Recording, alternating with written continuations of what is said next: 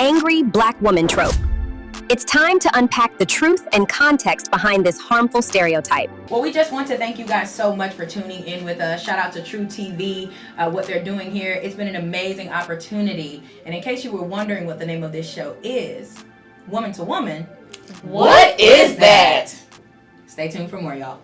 Well, hello, everyone, and welcome to True TV. We are so excited to share this conversation with you all. I have some amazing ladies here with me, and we are going to be unpacking and talking about a very serious topic that has been shadowing Black women for over a century. We're talking about the angry Black woman, y'all. Insert the oohs. We're very excited to really pinpoint where it started, how media, and particularly white media, has actually popularized this, and why Black women in 2025 are still being labeled as aggressive for the very same behaviors that our counterparts display and are labeled as leaders for. So before we get into all of that, before we get into introductions and just kind of take it back a little bit, I do want to lay some ground rules for you ladies. Here on True TV, we have 3 things that we like to say. We cite sources, we protect people's privacy, and we, under no circumstances, debate anyone's humanity. So as we share these facts, as we have this conversation, I want to remind you to be respectful and sensitive to other people's experiences, what they share, and let's just have a good time, yeah? Can we do that? Yeah. So let's just go around the room, do a couple of introductions. You can tell us your name and what you do, and honestly, why this topic means something to you. So let's start with you. Hi, my name is Morgan Saunders. I am currently working in the field of neuropsychology as a psychometrist, doing neuropsych evaluations. So right now I'm kind of in the psychology world. So I'm thinking about like how the mind works, why you think the way you think. And that's why I think that the topic is very like on point, just because sometimes people don't understand that they even feel that way about Black women in particular. Oh, that's good. So yeah, I'm very excited to talk about everything. Okay, then. Yes, ma'am. Hey, everyone. I'm Abigail Popwell. I'm currently a PhD student at the University of Georgia studying music with a concentration in musicology and ethnomusicology. And kind of what I do is just the study of music, but the direction that I'm wanting to go to and tying in why it's important with this topic is to understanding Black sounds, why we need to have more respect for the Black community, Black representation through music and other forms of mainstream media, and any form of audible nuances that deal with Black sounds, Black bodies, is important for us to understand and show compassion for. So I think this topic and this discussion with you all is going to be really exciting. I'm really looking forward to that. You're going to bring a whole new perspective to this thing. And then, of course, you. Hi there, I'm Dr. Rachel Henderson. I have been an educator for over 25 years, Right. And I'm a former business owner. This topic means a lot to me because we can kind of trace this Black woman syndrome way back to the classroom. So I wanted to bring up points of how very early on, girls get labeled as angry, and they continue that cycle where they are labeled and then they see other women as being angry. Yeah. Wow. Thank you so much. And then I didn't even introduce myself. How do you kick it off and you don't even introduce yourself? My name is Bria Edwards. My stage name is Songbird. I am the creator and host of Room 1002 Exclusives. It's a podcast I created to showcase up-and-coming creatives and innovators in Atlanta. Corporately, I work in program development, and I get to curate corporate conferences and work with lawyers and legal operations leaders and general counsels of a Fortune 500 companies all over the country. So this topic means a lot to me, just personally, actually operating in a space where there isn't much African-American representation, not in my creative side, but on my corporate side, and just wanted to really also get some perspective on how I can operate in that space, knowing that there aren't a lot of voices that are naturally going to be championing for me. So I'm really looking forward to talking with you guys about this. Just to give a little bit of history, I know that we've all kind of just had a little bit of a conversation before we got started here about that Sapphire caricature.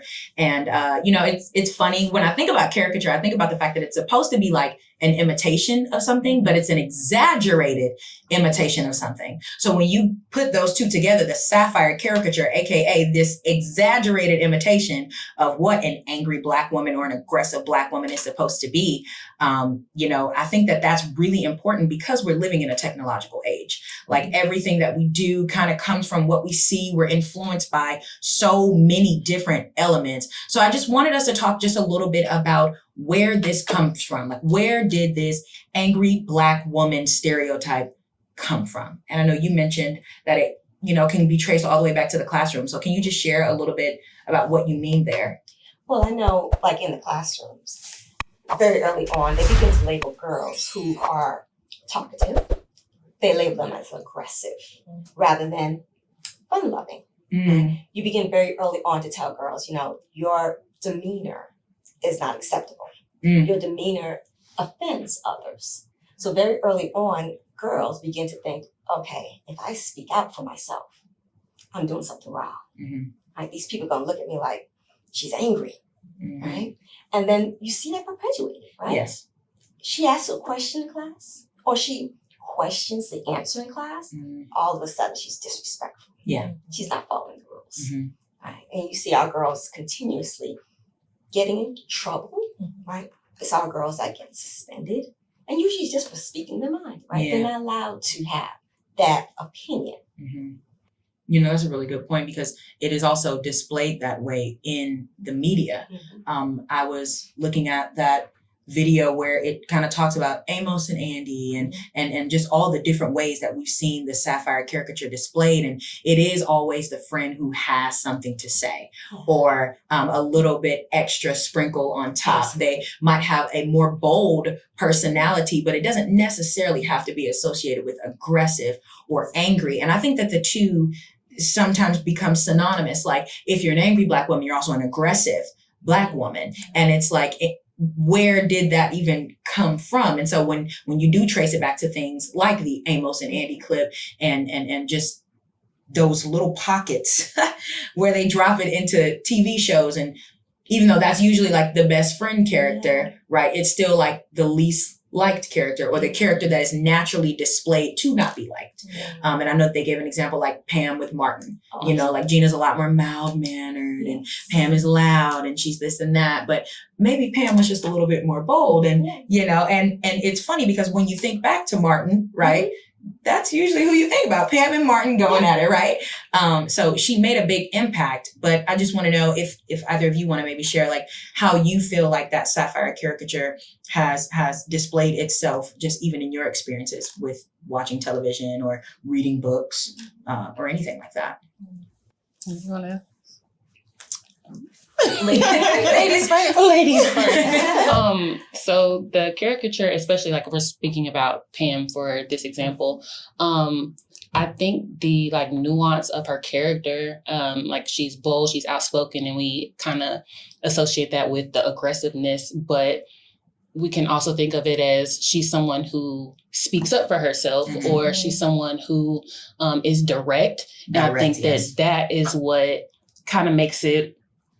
We don't separate those two. We just kind of bunch them together. And then if this is that, then this is what this is. So it's kind of like a black and white synonymous thing when it doesn't have to be. And I think we kind of take that as like we're watching the media, consuming the media. I don't want to be labeled as someone who acts like this.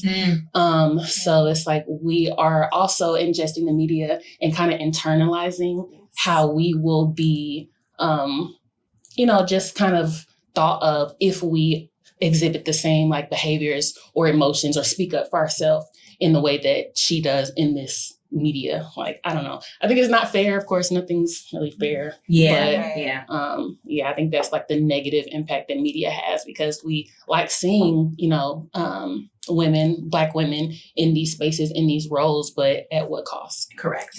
Yeah.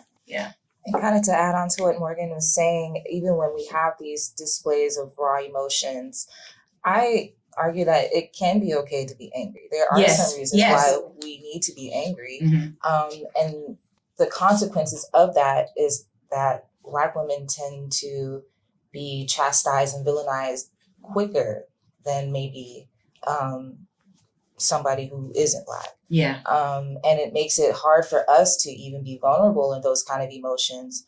It makes it hard for us to carry this weight of life or circumstances and things like that. And for us to just be like, yeah, it's okay to be angry. That doesn't mean, as we mentioned, doesn't mean that you're aggressive. Correct. It's just an emotion. It will pass. Yeah. You know, you're not angry forever. But unfortunately with media, they portray this one emotion that we have.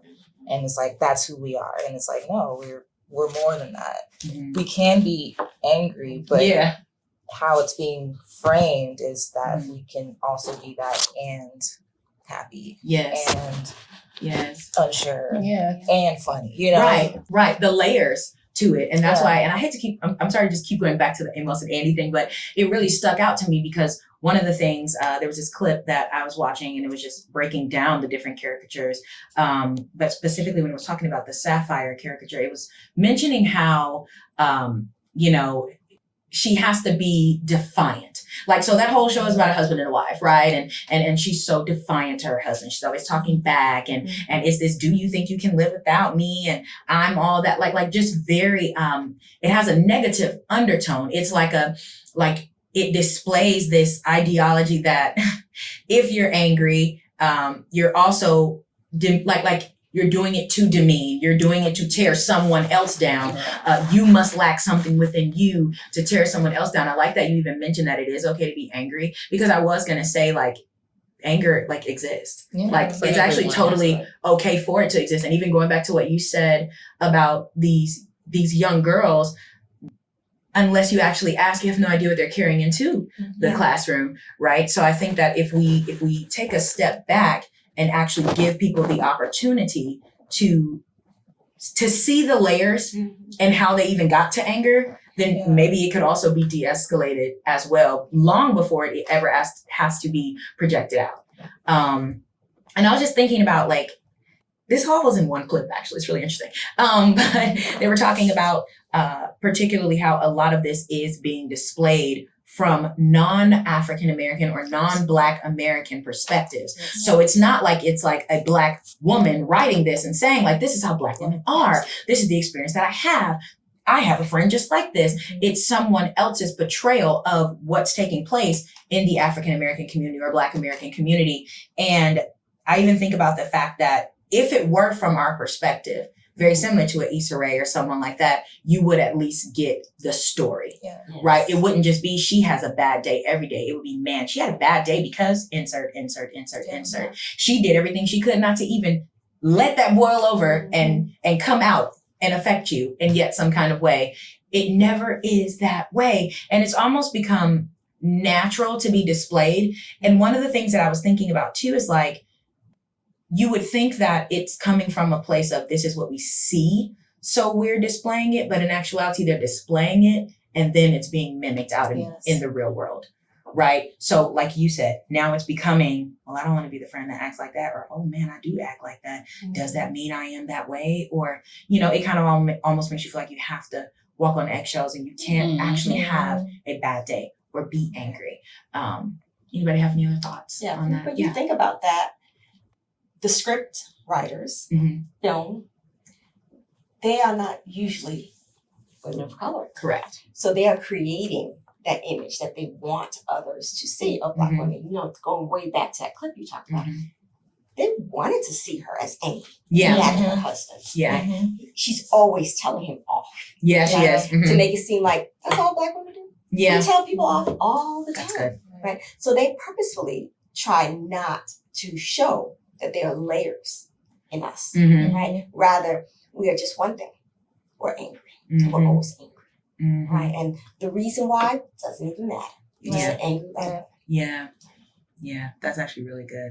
And you actually just made a point, and I kind of want to talk just a little bit about how this shows up in the workplace, because you just mentioned like it's their intentionality to show it one way, but it does feel like our counterparts get the opportunity to to show the layers and how it led up to, like, you ever watched a movie or a TV show and you're like, man, all those things, I see why she wound up snapping at the end. Yeah. You know, have y'all seen that new Tyler Perry movie where the lady, she just went, Taraji went off and robbed the bank and all the things? Sorry if I'm spoiling the movie for you guys.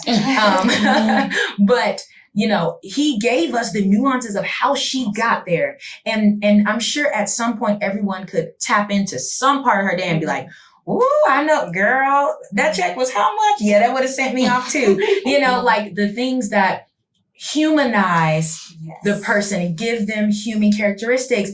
And we're taught, particularly in the workplace, just to kind of shift a little bit, to leave your feelings at home. And while I do think that that is very professional, and it's even a great goal, it is unrealistic to tell a human being that they can never have an emotion strictly because it's a professional environment.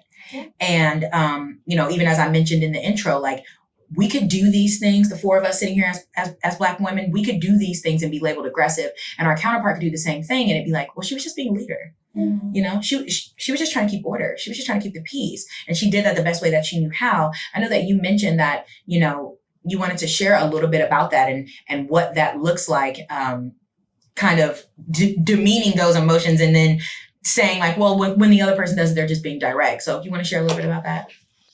Yeah, sure. It's just, unfortunately, it's just hypocrisy, you know, in a systematically racist environment. You know, we have these constructs and structures where us as Black women don't feel safe in the work field, especially possibly in corporate, school, things of that nature. I know I'm sure we all have an experience, whether in school or whether at work, where, you know, someone tried you, and if you popped off and gave them exactly what they gave you, it would be a problem. So you have to then, you know, play meek and mild and things.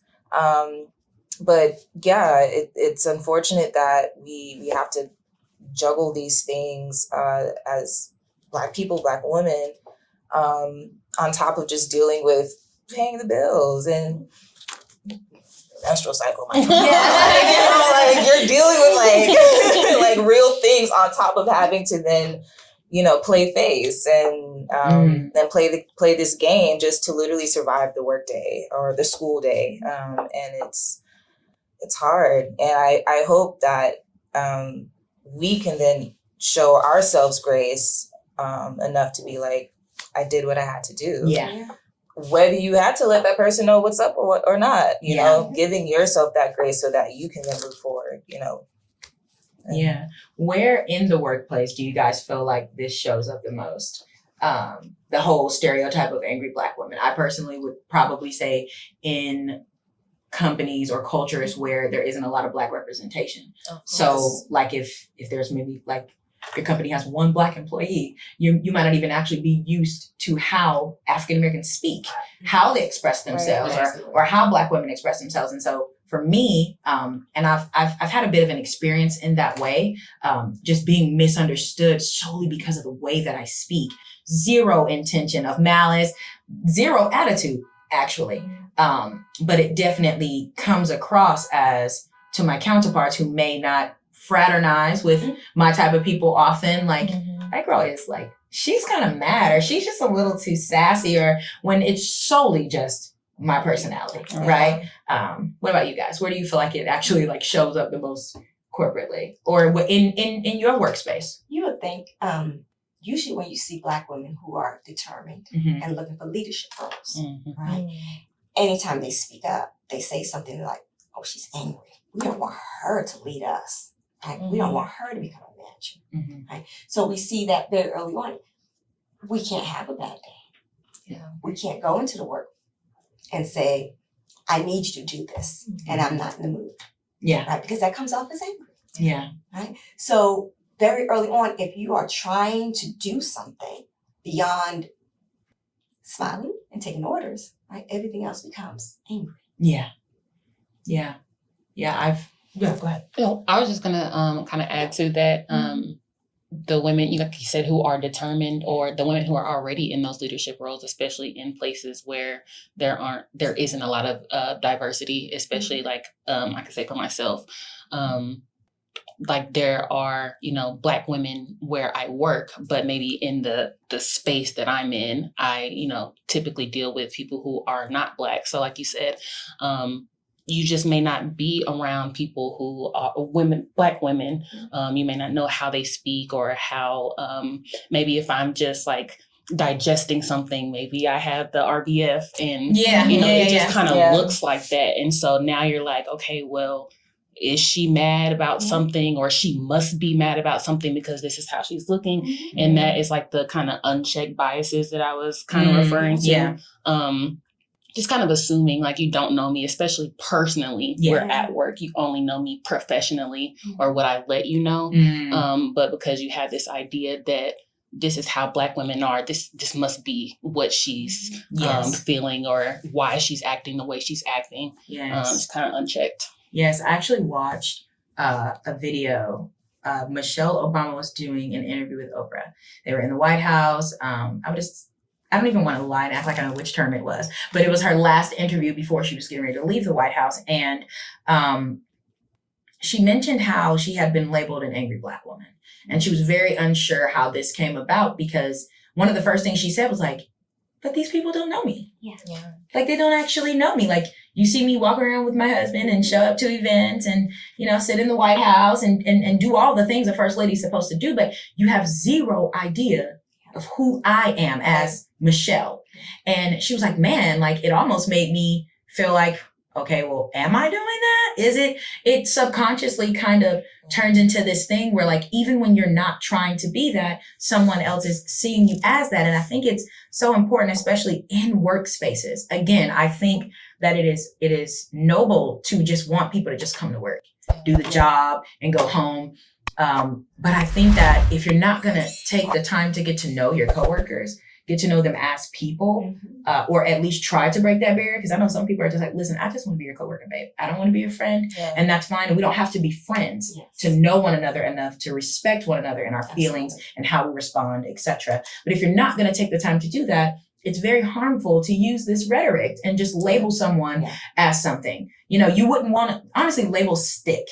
And that's actually the scary part about it, because in a work environment, let's say you want to leave one company, go to another, then you have to think about, okay, are they going to call this manager and ask this manager, So I think it's just really, and we'll talk a little bit more about this, particularly in the workspace, but I just think that it is so important to be conscious, because it's not just our counterparts doing it to us either. And I think it would be really good for us to share that as well.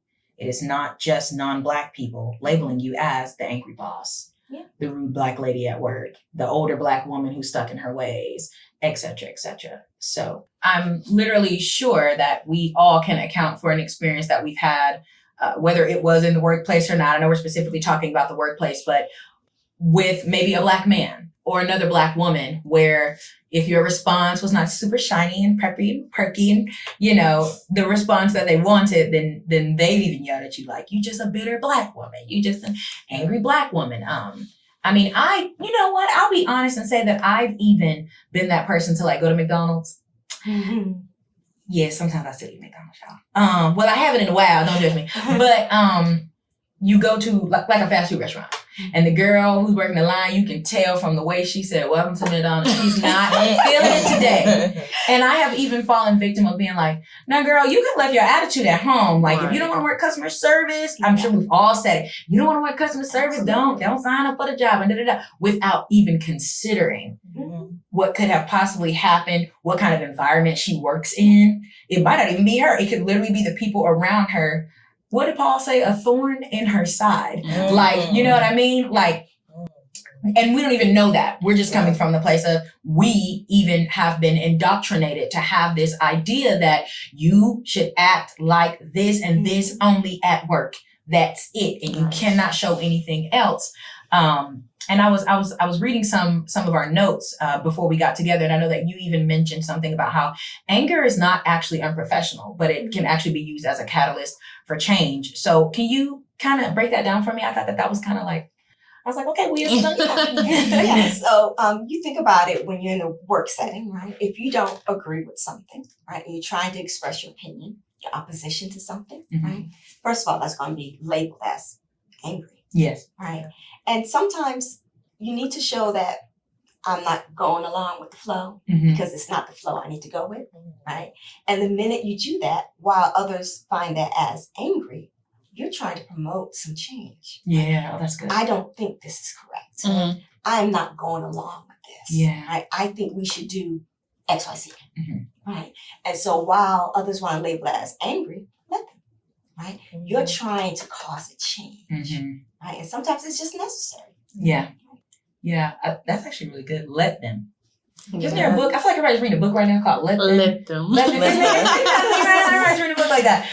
But I actually never thought of it that way. I think when you do carry that sassy boldness about yourself, it also comes with the bag of like, but I gotta prove I'm not that way. Like I have to prove that I'm not bossy, and I have to prove that I'm not aggressive, and I have to prove. And I have even had this is me protecting people's privacy, but also not debating someone's humanity. I've had experiences like that corporately where I'm like, I'm not that way, and it almost doesn't really help, actually, when you really consider the fact that, like, if someone wants to see you a certain way, Absolutely. we could educate them. Mm-hmm. Yeah. I do think that it is important to educate them, but if you already think I'm that way, I don't really see you taking into consideration anything else that I say after that point. So I've actually never thought to just let them think that about me. In my mind, I'm like, I must prove I'm not that way. Maybe the next time we send an email, I mean, literally, like, I'm not even a fan of AI, and I'm always taking my responses. ChatGPT, make this softer. Wow. Please Yeah. make this softer Wow. so that they will not think I'm trying to be rude in this email. Even though it's just a response. But if you're always going along with that response, then you're saying, I'm okay with whatever you think. Yeah. Yeah. How you feel about me. Yeah. Because I'm not willing to say, pump the brakes. Yeah. I'm not being angry. I'm just saying that we shouldn't go that Mm-hmm. Yeah. way. Mm-hmm. And we should be allowed to. Yeah. And I do think that we also should find a way to professionally, I guess, express, I actually am angry though. Yeah. Like when I am angry. Absolutely. I didn't like the way that you spoke to me. And I think that that's where a lot of that comes from. Like there is no space in the workforce to be discontent, particularly when you're not in a leadership role, right? Like obviously if someone has been appointed as your leader, then they must be more prepared or even just seen through a different lens from the top. But that doesn't make them a good leader just because you put them in a leadership position. And a lot of times, at least what I battle, feel free to share, ladies, what I battle and have battled just throughout my career is I don't like the way you did that. And I'm trying to figure out how we can actually get to a place where it's okay to say that and keep your job, you know, and say it the way you meant it. Yeah. Obviously, again, put some professional sparkle ChatGPT on it. But ultimately, I didn't like the way you did that. How do I say that? How do we do that? Anybody want to share? Yeah. Yeah, I think that a lot of times for us as Black women, we're thinking so much about how we need to respond and how it's going to be, digested by other people that we kind of suppress what we really want to say. Yes. And so in that, like how you all were saying, like just let them think, however they think of me. If you have something to say, we're already in these positions. We're smart, we're educated. We were, of course, like you said, sometimes you're appointed to things and that may not mean that you're ready to be a leader. But I would you all are, smart women. And I believe that whatever positions you're in, it's because you deserve to be there. That being said, if you have a point to say, I'm sure it's warranted. You have the right to explain why something does not make sense. You have the right to say, well, I think if we did it this way, it would be more beneficial. Just say it. I think we just need to have that mindset that, it's okay. I am professional. I am acting in a professional way. There's nothing that I'm saying that, of course it could be misconstrued, but anything can. But just knowing that this is what I said. There was no malice, there was no ill intent. And, I'm right, and you should just feel that way about it and let it be okay. Let it, be how it is. I know you work in a music space. I'm a musician as well, so shout out to you. And I'm curious to know if you ever run into any issues with leading, particularly when I was coming up, the average conductor was a man. First chairs are men, the men play the big instruments and all the things. And the girls do the soft stuff. The girls do the flutes, or the girls do the, and I'm just curious if you ever come across anyone who is like, wow, she's a dynamic leader and they cannot handle her. Great question. So I don't know. I've just kind of always been a little bit of a rebel my life. We love that. So those positions that men hold, I'm like, yeah, I'm going to do that too. Yeah. So I started playing percussion, and I was the only female in my section for years since middle school, and became first chair. And I was like, that's right. Yeah, I'm going to show you that we can be in these spaces. And then further down my career, actually created my own nonprofit orchestra because I wasn't getting those opportunities as a conductor, as an orchestral conductor in these spaces where it's mostly white men. Mm-hmm. And so when you do show up, people are like, oh, are you a singer or whatever? Like, no, actually, I'm about to conduct this. Right. And they're always gagged. And I love that. Yeah. But no, you're absolutely right in regards to just these spaces, especially in the music industry.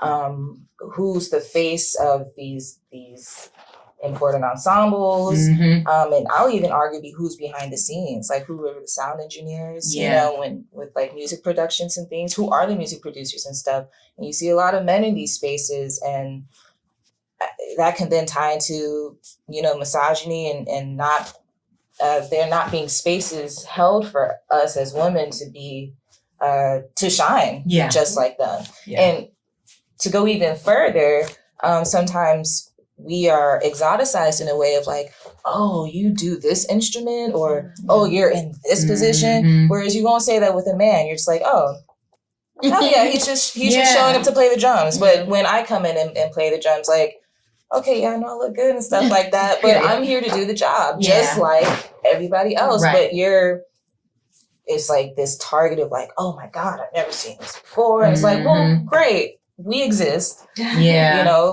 If you do your research, you might be able to find some more people. Correct. But, that all of those spaces are important for everybody. Yeah. You actually just said something that made me think about, like, knowing that you're walking into a space like that is probably why she walks in looking RBF. Mm-hmm. Like, I'm just trying to protect myself and like I just want to come in here and do what I know I'm supposed to do without all the extra nuances of proving this or showing up that. And I will keep using the word harmful, because it is harmful to just assume that women are soft and quiet and sweet and prep. And she sits in the corner, she speaks when she's spoken to. And, that's a harmful rhetoric, because naturally, when we grow up, we're taught to be expressive. The average girl is thrown into dance or thrown into something where attitude is supposed to be not like a privilege, but like it's looked at differently in different industries. Mm-hmm. If you get up there and you dance bland, somebody's like, she doesn't have enough attitude. But if you're in the boardroom and you got a little bit more sass in your tone, she has too much attitude. It's like, can the playing field just be even and fair? Man, you just really said something. That was good, girl. I'm over here like, let's just ponder in that. You know how they say, sit in that for a moment. Because that was really good. But seriously, and even just kind of, I guess, transitioning a little bit, everything that we're talking about also plays a huge role on our mental health. Yeah. Right?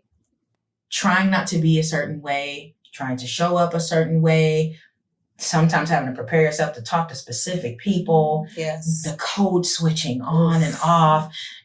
It can weigh you down. I'm sure there's somebody watching who's just like, I'm so tired of going here every day and faking the funk. I just want to work in an environment where I truly can be exactly who I am. And I'm sure even just as a teacher, working in music, working in neuropsychology, it's like put on your work face, Absolutely. right? So if each one of you, I think it would be great to just hear how each one of you, whether you've been labeled an angry Black woman or have seen someone or know someone who's been labeled an angry Black woman, how you feel it can impact their mental health, or what you've seen, how it has impacted their mental health, whether it's mom, sister, cousin, or your personal experience.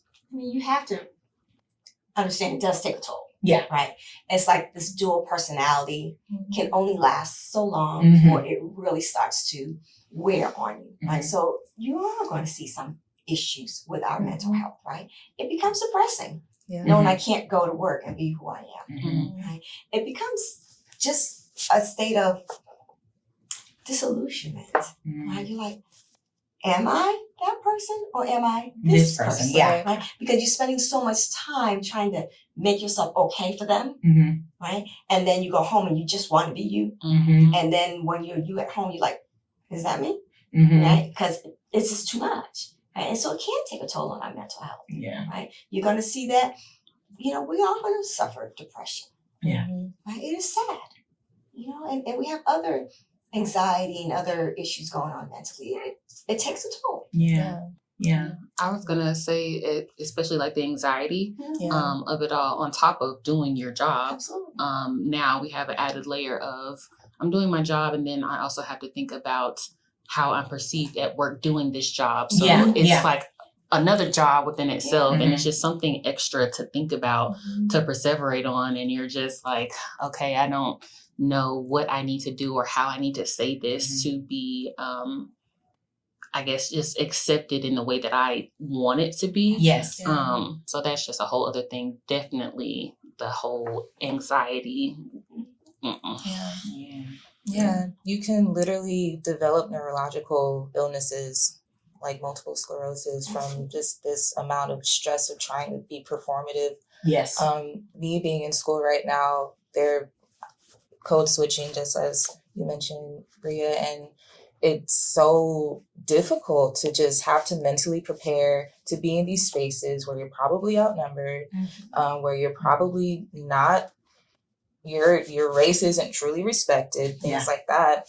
And just having to just prepare yourself mentally to just endure it. It can really take a toll on your body.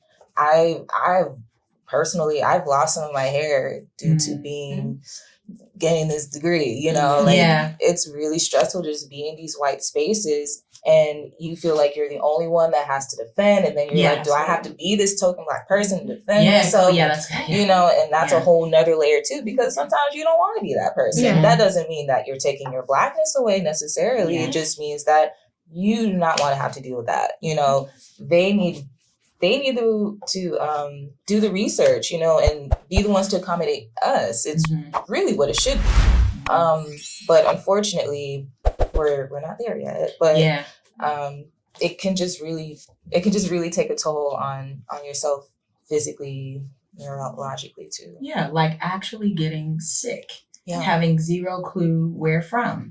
And I even think about how this kind of goes back to something that we mentioned much earlier in the conversation, where our counterparts, if they display similar actions, it is viewed as like leadership. Right. And then for you, it's like aggressive or angry. And so one of the things that I think I've kind of even struggled with, and some of my girlfriends as well, we're all obviously in the same age group and things like that. But some of the things that we've struggled with is like, so how do I show up as a leader in this company then? Because if his version of leadership is, I'm gonna say whatever I want to say. You're gonna take it. You're gonna do whatever assignment I tell you to do. I can be short with you. I can miss meetings if I want to, all this and all that. And for you, it's like, that's really aggressive of you. Yeah. That's really angry. Like, are you mad today? But if you do the same thing, you really will have to like sit there and twiddle your thumbs and like grab that wine. Like, I might lose my job today. It's like, how do I actually learn to show up as a leader if the examples ahead of me are kind of displaying what I'm being labeled as, and it's really interesting because I think like, obviously there was a time period where women weren't even in the workforce, right? And so you could just have your feelings all day long now. Girl, don't I wish? But seriously, all jokes aside, I think that particularly for men, not even just white men, but men, they got used to how they interact with one another, right? Like, this is how we work at work. This is how we act at work. This is how we talk to each other. When women come in, there's a whole nother layer of like, if they've never even been taught how to actually manage a woman's emotions, like you can't just assume every man has a girlfriend or a sister or a mother. You cannot make that assumption. If they've never been taught that, then that average person, he's probably going to be the one that kind of treats you like you like man up in the workplace, even though you're a woman, right? And I think that on your mental, it's like, am I being too soft? Am I being too womanly? It's like, I don't want to have to go to work and be hard. You know, like in my mind, I think, and obviously this isn't a fact, this is what Bria thinks, but I do think that it is a lot safer, even just for retention, for you to make space for women to be soft at work. And a lot of times it creates some of the best dynamics. Some of the best managers at my company right now, I solely like them because they'll say to me, you know, you seem like you're having an off day. Do you just want to like take a moment? Like, you just need an hour? That's nice. Tack a 30 minutes. Tack a 30 minutes on that lunch, girl, you know, or just like, let's get on a call and actually talk. Versus everything just being so business. Right. And that safety to me is directly related to job security too. And just that itch on the back of your neck, like, am I gonna lose my job if I say this? Am I gonna, that stress is just, I mean, I've gained so much weight just from stressing about not being a certain way at work. And I'm thinking back to, you mentioned a long time ago at this point about the young girls in school. And I can remember being a young girl in school, like, this school year, I'm just not gonna talk.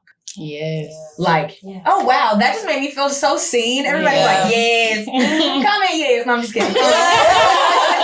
But seriously, there have literally been moments I'm like, okay, this school year, I'm gonna go up in here. I'm just gonna act right. I'm gonna be quiet and soft and sweet. And I'm not gonna do that thing I always do where I like to lead the group project or what. I'm just gonna shut my mouth. And maybe this will be the year that I make a little bit more friends. And what I wound up noticing as I'm an adult now is there's so many people who appreciate me being exactly who I was back then, who can say like, man, I'm glad you stood up because I sure wasn't going to be able to do that. Or I'm glad that you brought this to the table. So even just thinking back, like, what do they call it? Obviously body dysmorphia is about your body, but that whole idea of like, you see yourself one way, but other people see you a completely different way. Psychologically, it's like you're looking at yourself in the mirror thinking other people don't like it because it's being presented to you that other people don't like that kind of behavior. Cognitive dissonance. Yes.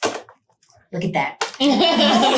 That's why you're here. But seriously, you are looking at yourself like, again, we all said, yes, I'm going to go in there this year and I'm not going to talk. But the people who love that you're the talker and the leader and the fiery, feisty one, they like that. And they're actually like, I'm looking forward to sending this to Bria in class this year. Number one, I'm going to get an A on that project. But number two, she's going to make third period fun. Instead of I'm too bossy or I'm too this and that. And, I know we mentioned a lot about white women, but I also think about how like Latina women don't get slack for being feisty. And they don't get slack for being, that's how, she's got that Latina fire. And I'm not saying that in any way to be derogatory or anything, please don't receive it that way. But I just think about how like, it really does seem like it's just not okay for Black women specifically to have a little fire in you. That's really interesting to me. That just popped in my brain. Like I literally have lots of Latina friends. And I'm like, I just love how spicy she is. Like she's going to give it to you clear cut. But when I give clear cut, it's like, man, you're kind of mean. Like, I don't know. Anybody have any final thoughts on just like mental health or the workplace or anything? Because I think it would be really good at this point to kind of share, particularly for our audience, you know, some ways that we can start combating this. Like actually putting it into practice, what it looks like to dismantle this stereotype. Yeah. I think really checking yourself, having a conversation. You don't know what you don't know. And a lot of times, like if we're just acting, especially like families, like if we're taught a certain thing or like if your parents they think a certain way, it's instilled in you to think a certain way. So kind of just thinking like if, say you're in the workplace and a Black woman is coming to you saying, well, this is how I feel about this situation, really being open to receiving what she's saying, kind of internalizing how she's feeling in that moment, not just saying, oh, well, I don't see that. Mm-hmm. I don't experience that. And I don't really see you experience that. But if I'm telling you what my scenario has been, like just listening, being there for me and receiving and thinking about like, how can I change my behavior so that I won't be like another number, another statistic, believing that this is the stereotype that applies to all Black women. Yes, that's really good. Because stereotype literally is a generalization. I am not trying to say that you've never had an experience with an angry Black woman. I'm saying that every Black woman is not an angry Black woman. like it's.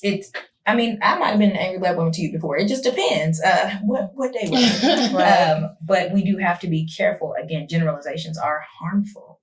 I made this statement earlier, but I also think that it would be really, really helpful, particularly in corporate and workspaces, to just get to know people and be very intentional about getting to know people, not the surface stuff. Nobody cares what your favorite color is. Okay. I really don't even care what your favorite restaurant is, but what are the things that do make you tick in the workplace? How do you like for people to respond to you and speak to you?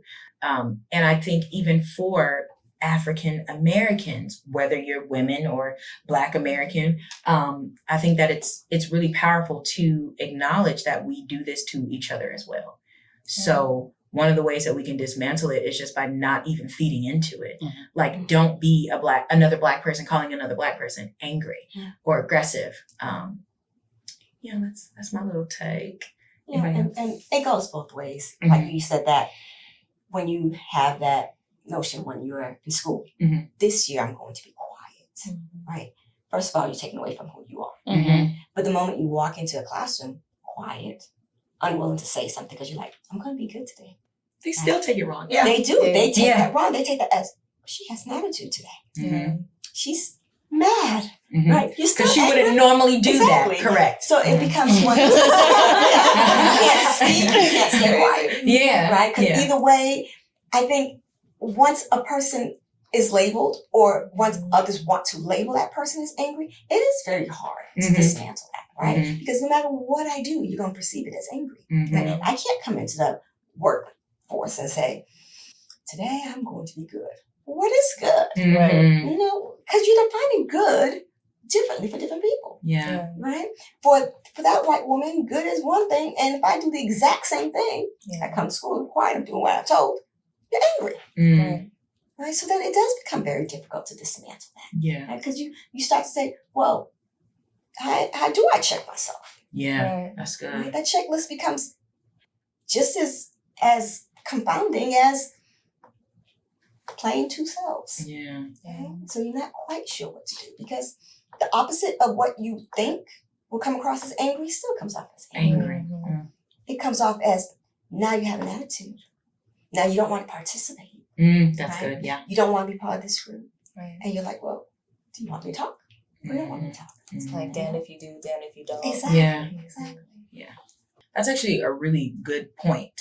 It doesn't necessarily matter what you do if someone has already kind of made up in their mind that they see you a certain way, which goes back to what I was saying earlier, like about trying to prove that you're not that thing, which still ultimately affects your mental health. And I know we didn't touch on this, and I know I asked you guys to start talking about like the ways we can dismantle, but I just want to backtrack just for a little bit here, because one thing that we didn't talk about was the impact that social media has on this particular stereotype. And like, we get so much access to stuff without context. You know what I mean? I actually just watched a video of this woman. It was a TikTok, and she's an Uber driver, and the young lady in the back seat is going off on her. The girl's going off. I mean, cussing this lady out. Clearly, you can see that there's an age difference. This woman is older. This girl probably just graduated high school, but she's going off. And the caption says something like, I was in the spirit, and then here comes the devil, right? And I'm thinking to myself, like, okay, let's see what happens.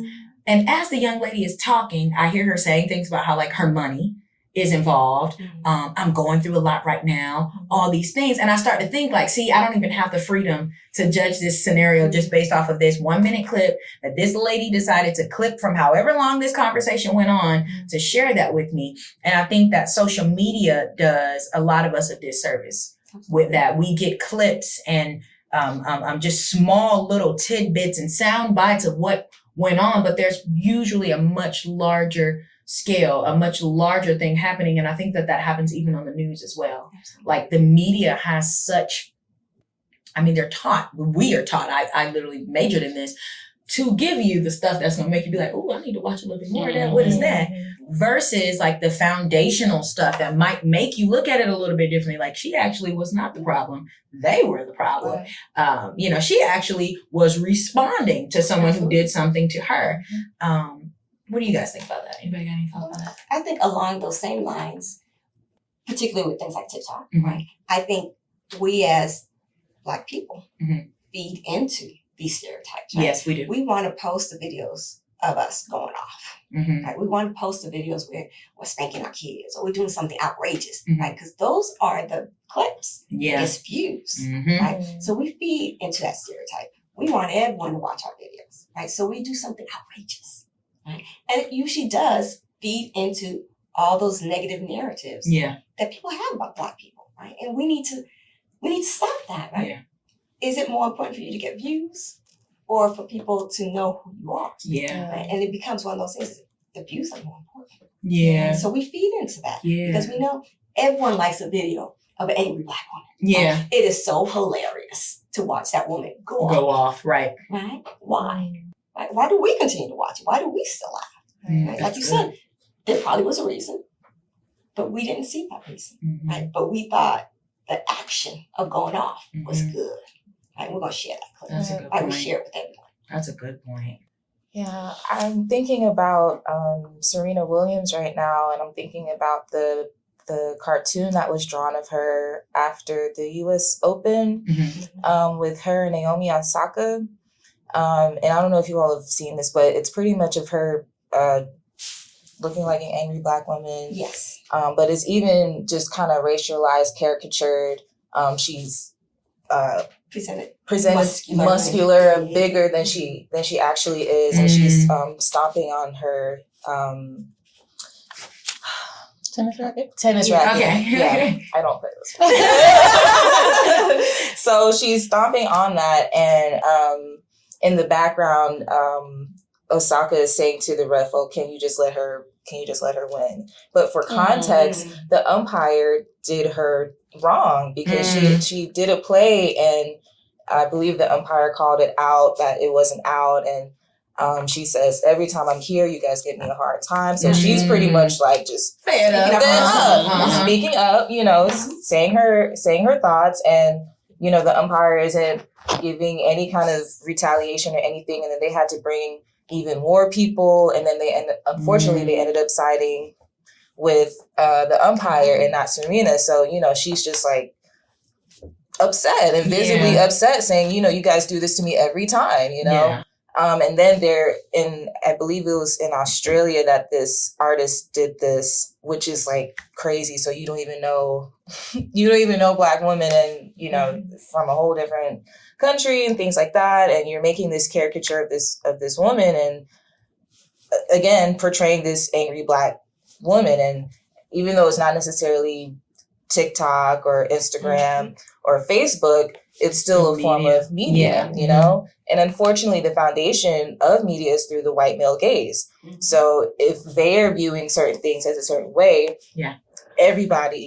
they want everyone to think that it's that way, and it's not, and I don't know where I was going with that, but I just wanted to share that example. No. I mean, it was a good media example.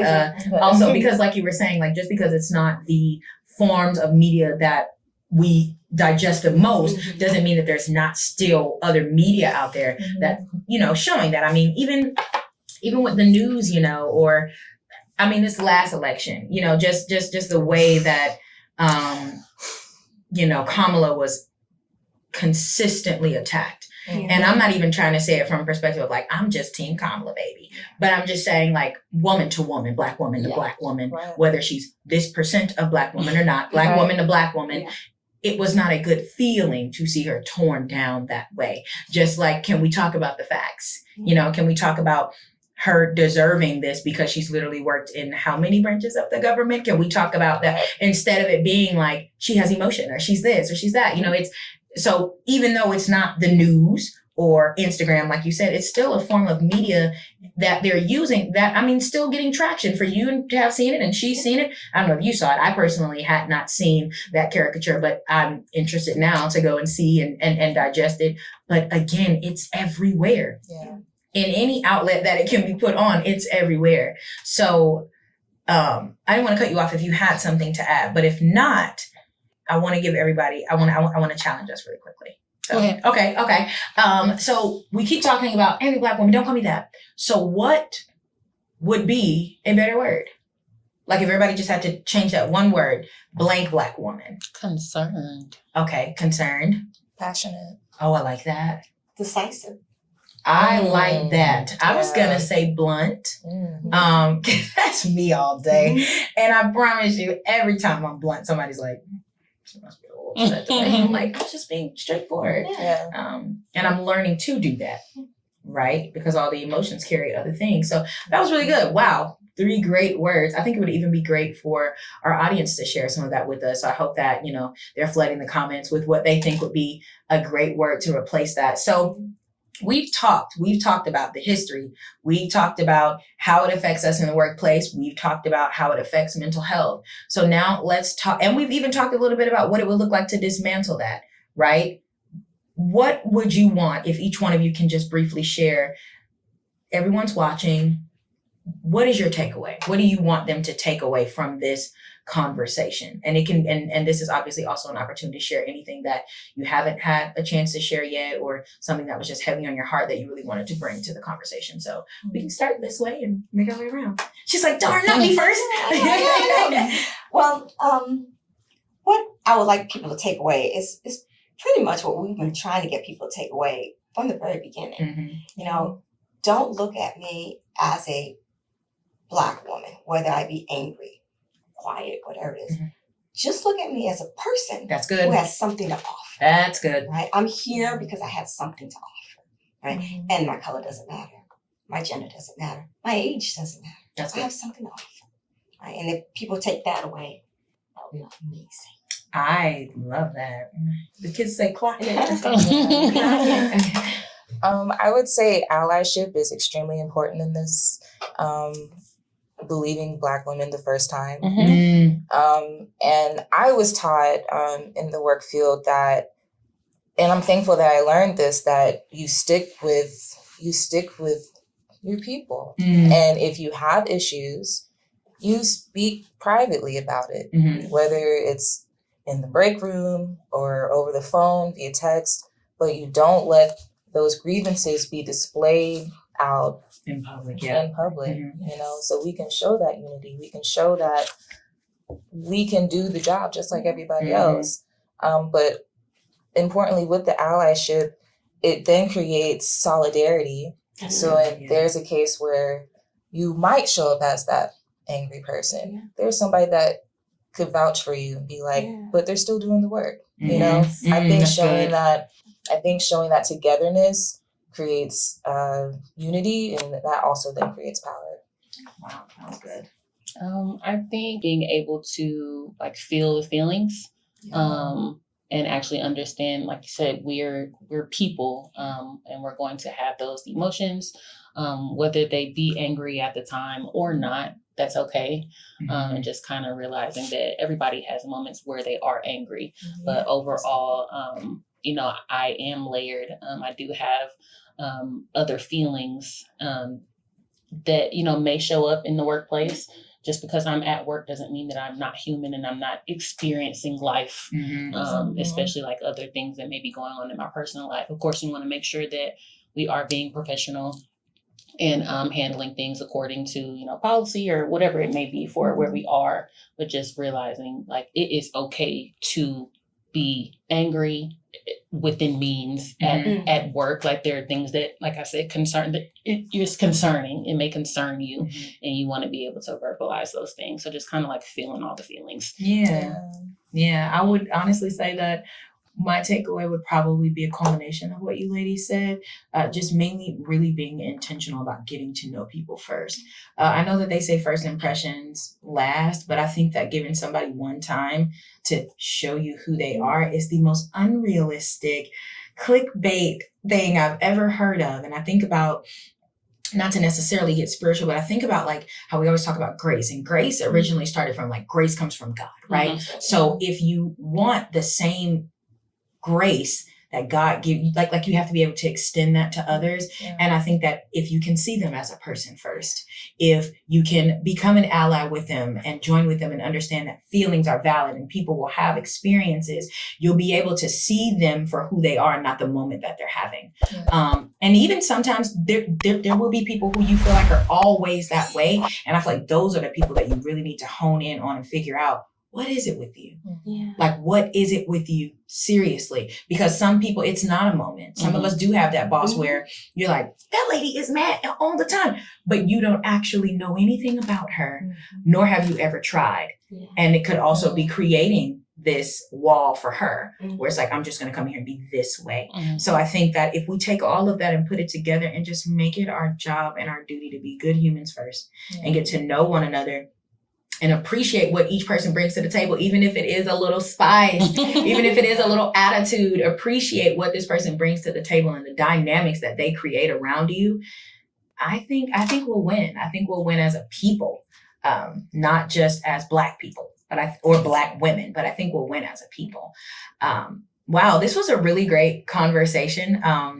I feel like I could just keep going on and on and on. That's that talkative girl. This year I'm gonna be quiet. So let me go ahead and but I really want to thank each one of you for what you brought to the table, the conversation, your expertise. I even hope that this conversation was a little bit liberating for you and offers you some space and some room to grow, whether it's in your own view of angry Black women or the perception that people keep layering on you. But either way, I think it was great. I think there are going to be some lives changed. I think there are some people watching who needed to hear exactly what each and every one of us said. So thank you, ladies, so much for your time. Thanks you guys for tuning in to True TV. We really could not do this without you.